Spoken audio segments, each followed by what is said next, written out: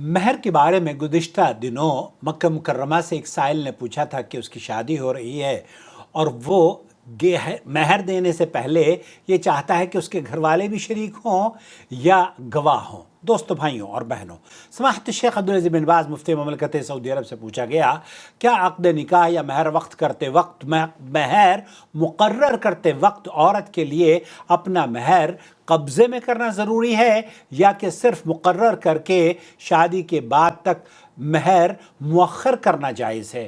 سماحت الشیخ نے فرمایا، اس میں خاوند اور بیوی یا پھر خاوند اور بیوی کے ولی کے مابین جو اتفاق ہوا ہو اس پر عمل کیا جائے گا۔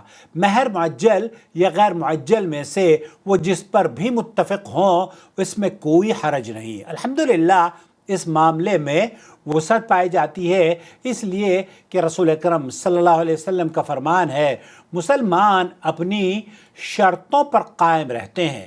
اور ایک روایت میں اللہ کے رسول صلی اللہ علیہ وسلم نے ارشاد فرمایا، یقیناً جو شرطیں وفا کا سب سے زیادہ حق رکھتی ہیں وہ شرطیں ہیں جن سے تم شرمگاہیں حلال کرتے ہو۔ اس لیے جب فریقین مہر معجل یا غیر معجل یا پھر کچھ معجل اور کچھ غیر معجل پر اتفاق ہو جائے تو اس میں کوئی حرج نہیں، لیکن سنت یہی ہے کہ عقد نکاح کے وقت کچھ مہر کا نام لیا جائے، اس لیے کہ اللہ تعالیٰ کا فرمان ہے کہ تم اپنے مالوں کے ساتھ تلاش کرو اور چاہو، چنانچہ مہر میں سے کچھ نہ کچھ کا ذکر ضرور کر دے۔ اگر کچھ ذکر کرتا ہے تو یہ بہتر ہے، اور اگر وہ مہر مؤخر یعنی بعد میں ادا کرنے کا کہے اور آپس میں مہر کا علم ہو تو اس میں بھی کوئی حرج کی بات نہیں، یا پھر آدھا یا تیسرا یا چوتھا حصہ معجل اور باقی غیر معجل تو بھی کوئی حرج نہیں۔ الحمدللہ اس میں وسعت ہے۔ شیخ محمد بن صالح العثیمین سے پوچھا گیا، انہوں نے کہا کہ مہر غیر معجل یعنی مؤخر کرنا جائز ہے، اس میں کوئی حرج کی بات نہیں، چنانچہ جب مرد سارا مہر کچھ حصہ مؤخر ادا کرنے کی شرط رکھے تو کوئی حرج نہیں ہے، لیکن اگر اس کا وقت متعین کر دیا گیا تو پھر وقت آنے پر ادائیگی کرنا ہوگی، اور اگر وقت مقرر نہیں کیا گیا تو پھر طلاق یا فسخ نکاح کی صورت میں علیحدگی ہو جانے یا موت واقع ہونے کی صورت میں ادائیگی کرنا ہوگی۔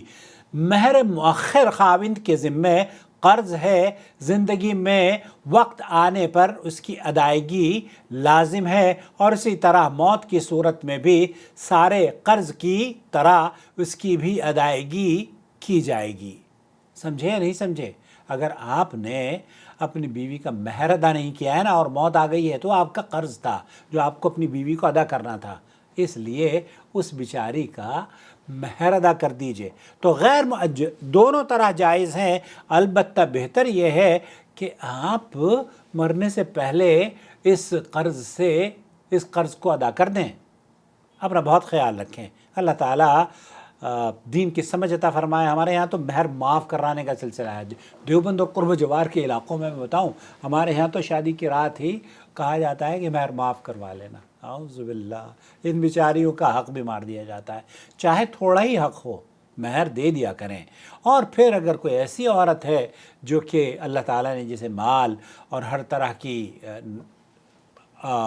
حلال رزق سے نوازا ہے تو وہ بعض عورتیں ہوتی ہیں کہ 1 روپیہ دے دیجئے، آپ 1 روپے میں نکاح کر لیتی ہیں۔ اللہ تعالیٰ آسانیاں فرمائے سب کے لیے، لیکن مہر دینا آپ کو مرنے سے پہلے دے دیا کریں۔ اللہ تعالیٰ آسانیاں فرمائے۔ السلام علیکم ورحمۃ اللہ وبرکاتہ۔